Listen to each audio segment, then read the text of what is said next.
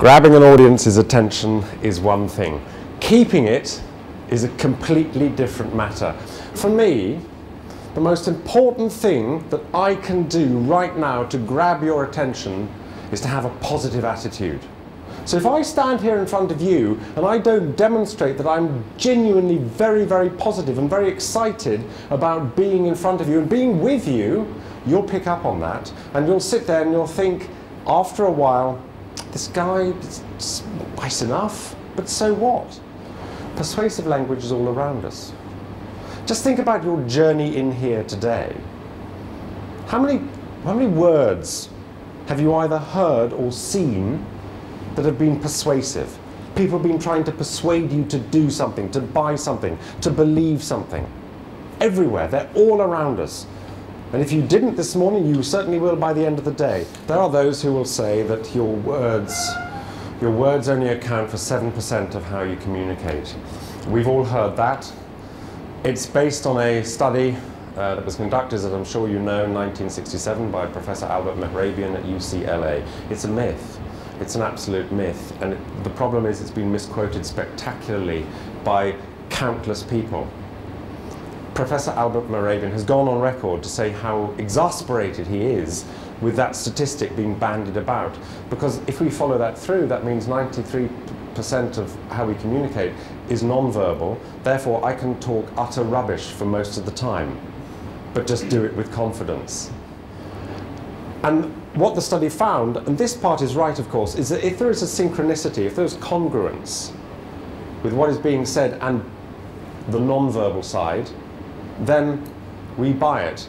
But if there is a disjoint, if there's incongruity between the two, then we go 93% of the time for the non-verbal side of things. So, because one of the problems that happens when people present, when people speak in public, when people deliver meetings, is that what happens is they deliver something that was written down as a document. When we speak in public, you need to get into the mindset of a playwright, not of a novelist. The writing are the words that are designed to be heard, not read, and there is a big difference. If I'm not making eye contact, direct eye contact with you, you'll pick up on that. I will, by the way, move on to somebody else in a moment, just so that you're clear. Although, this is an interesting point, funnily enough, because quite often you do see speeches or presentations that happen when somebody is maybe a little bit anxious and they're scanning the room and they suddenly make eye contact with the person in the room who's giving them good body language back, as in smiling and being engaged.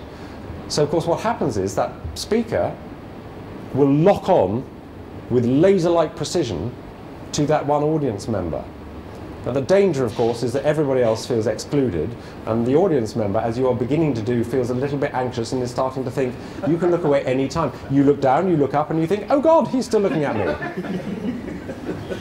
And then you giggle nervously, and then you'll probably in a moment look away again, and then look back and think, I'm sure he was in my road this morning.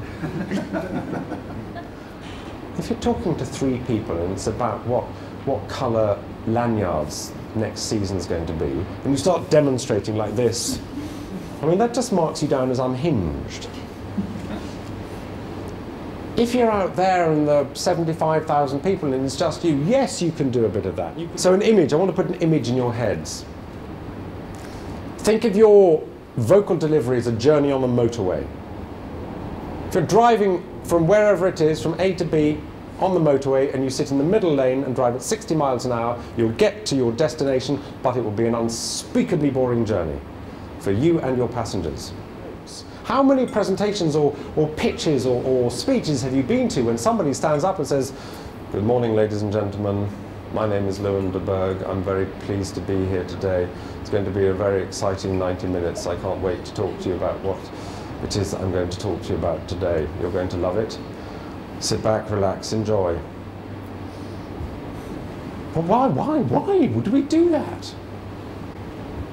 I'm not suggesting that we suddenly all have to change the way we speak. You don't have to become the person who says, cashier number 2, please. But look at that. I said, cashier number 2, please. A number of you smiled. It resonates with you. You listen to the message. That message could just be, cashier number 2, please. Same message. No. Somebody thought, that they should pay somebody to say, cashier number 2, please, because it makes us smile. Now, please be aware, I am not like this at home. I don't go home at the end of the day and say, hello, darling, how was your day? Mark Twain said, the right word may be effective, but no word was ever as effective as a rightly timed pause. An audience will never forget how you make them feel. I hope I have done a little to make you feel good about speaking so that others listen. Thank you very much for your time.